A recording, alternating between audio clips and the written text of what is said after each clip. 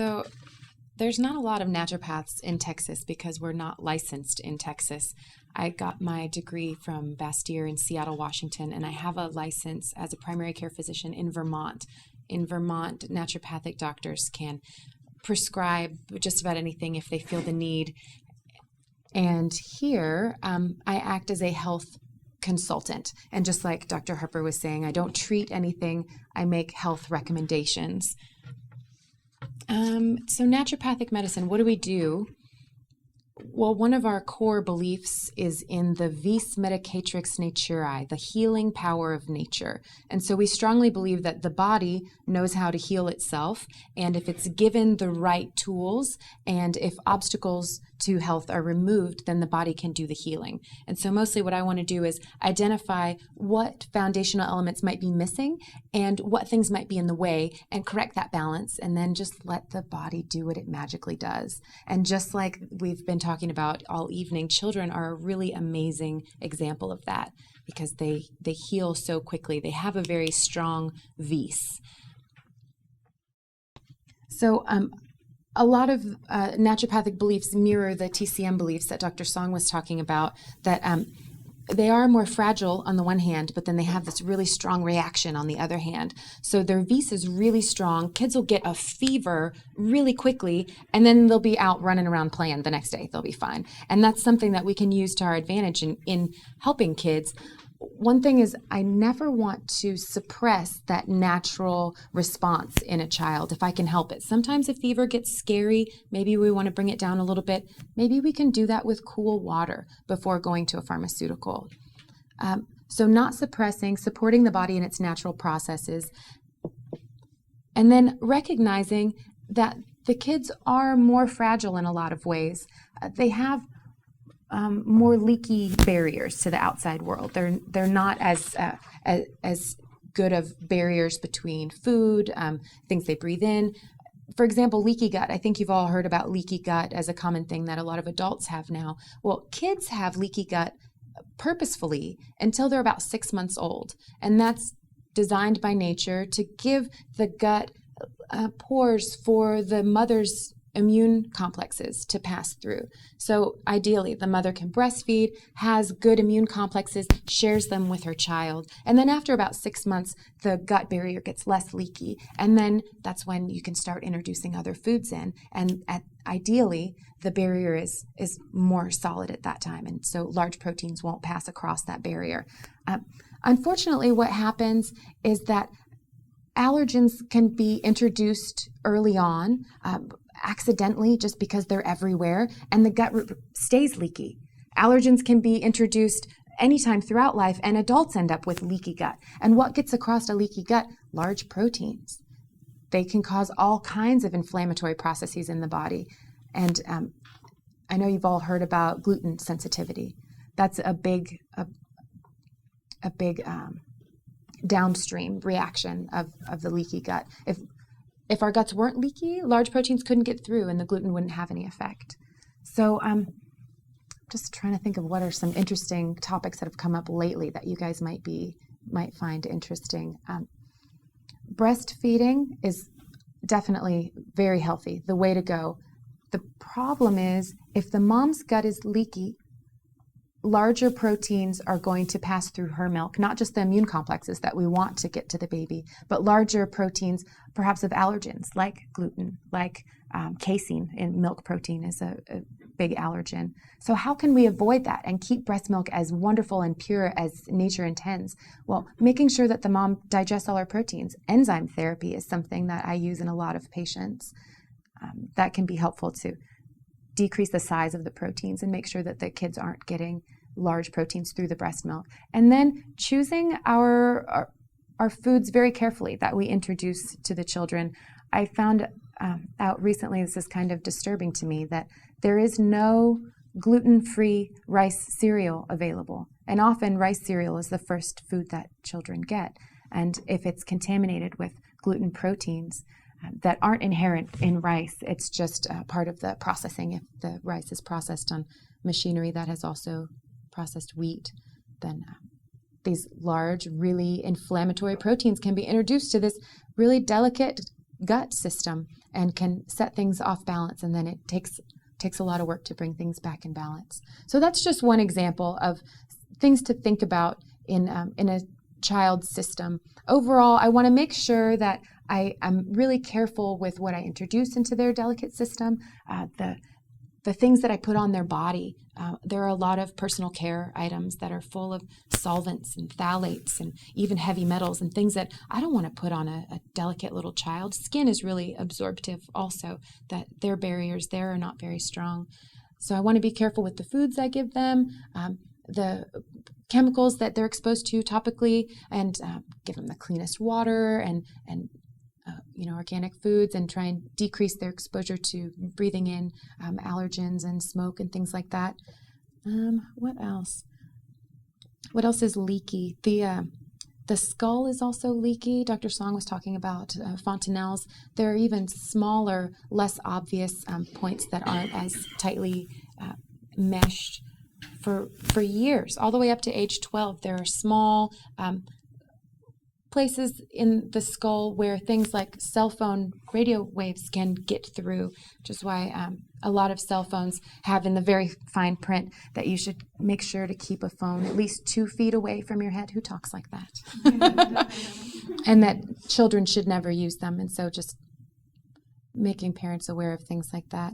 So decreasing toxins and exposures in, and increasing the building blocks, making sure that kids are getting high quality food and that they're digesting them and absorbing them. And that can be through food choice, making sure that if they have developed a sensitivity to something, that they avoid that, while we really focus on making that gut barrier not as leaky. And enzymes can be helpful for that. I did bring a list of some of my favorite herbs and homeopathic remedies, just something fun for you guys to look at. One of them. And I don't think we're going to have time to go over all of them, but just one. It's cold and flu season coming up, and what do you do for kids? Well, start gently. Start with things like food. Just like Dr. Harper was saying, if someone is getting an ear infection, take milk out. First off, that's an easy thing to do, and that can oftentimes stop that pathway, and so you won't have to end up getting antibiotics for the child. I like to use homeopathics with children a lot because they're really sensitive to that and sometimes respond really quickly. My favorite is Arnica. We were talking about kids having accidents, falling down, bumps and bruises. Well, Arnica is one of my favorite homeopathics for kids. Anytime they fall down, put an Arnica tablet in their mouth, and the next day they won't be bruised, they won't be sore. I use this with patients of all ages. If someone is going into surgery, I say, get this in your mouth as soon as you can after surgery, as soon as you wake up. And every time the surgeon will respond, I don't know what you're doing, but you're healing faster than any of my other patients. Keep it up. I'll have my patients report that.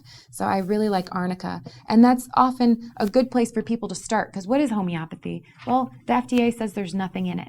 So it's medicine on an energetic level, and I know I was pretty skeptical of it when I started school, and it was only after seeing really amazing results that I incorporate that in a lot in my practice now, and especially with kids, because they do respond really well. They haven't had years of things piled on top of them that make it kind of difficult to respond to things. So let's see, what should we talk about here? Elderberry has an asterisk by it, and I want to point out that that's the only one of the herb list that you need to make sure they don't eat too much. Elderberry syrup is nice for sore throats, any kind of upper respiratory infection, but that's the only one on there that kids could overdose on.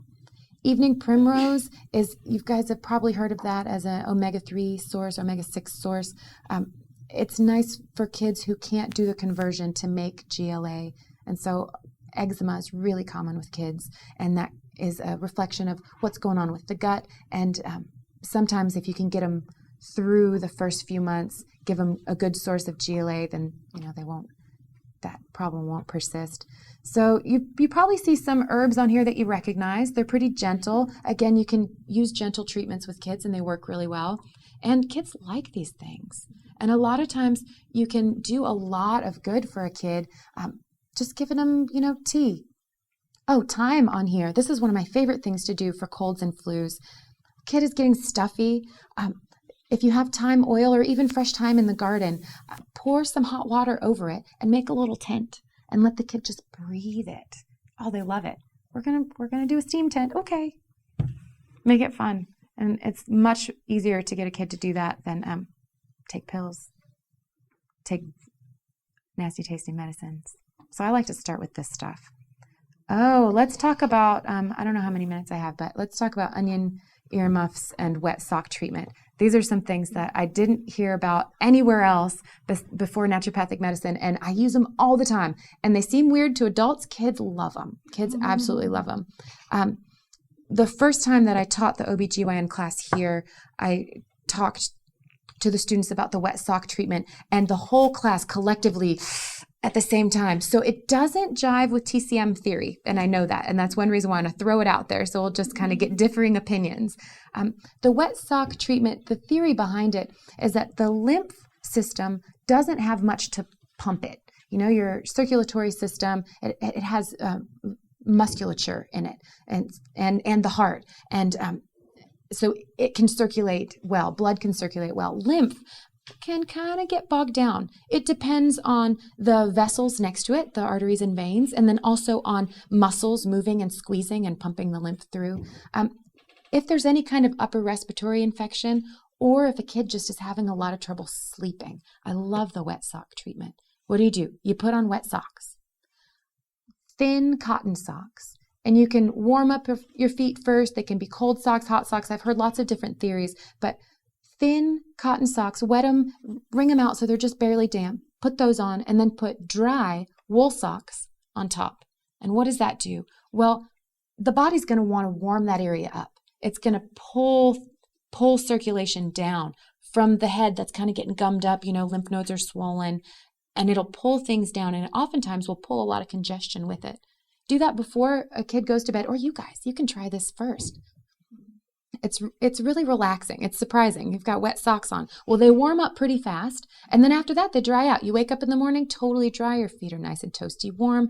All this congestion up here has moved out. I love this trick. It's cheap. It's easy. Infants can use it, and I've had really good response from the mothers of infants who've tried this, and they're like, yeah, his nose isn't stuffy anymore. He slept through the night for the first time. So I like that one. Onion earmuffs is another fun one. Onion, if you cut it in half, you got 2 earmuffs. Any kind of like